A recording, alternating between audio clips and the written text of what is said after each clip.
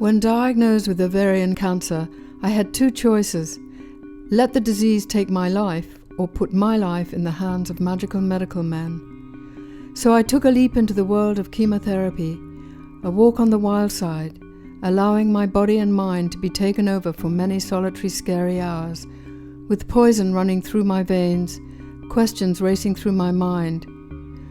Who are these unsung heroes responsible for giving us the greatest treatment in Western medicine and for giving me a second chance? This is my journey of discovery.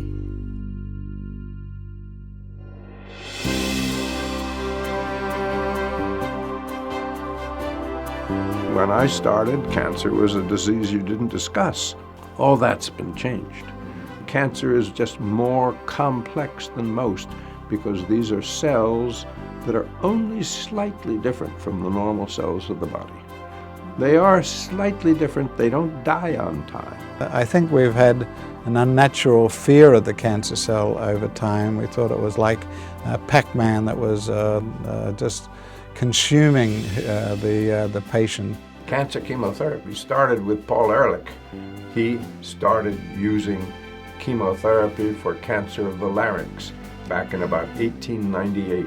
Dr. Mattei was one of the great inspirations in the days of chemotherapy, immunotherapy, radiation, and is all considered by all of us as a giant and a thought leader. There were three others, which were James Holland, Emil Freirach, and Emil Frey. And those four persons, I think that they were really the soul of the chemotherapy. Why don't you cure leukemia? The three of us did the first study in combined chemotherapy of children with acute leukemia. The decade between 1955 and 1965 actually revolutionized medical research in this country, and it had an impact around the world.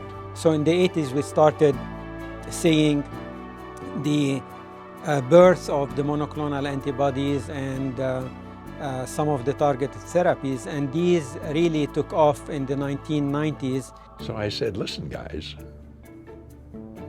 I want to give all four drugs at the same time. How do you think that was received? The federal government is telling the geniuses in academia what they can and can't investigate. It's insane. But we finally got approval. We gave the first multi-agent combination chemotherapy to children. We called it VAMP. And VAMP revolutionized chemotherapy in the world. But also we had things, drugs or other procedures that reduced the toxicity.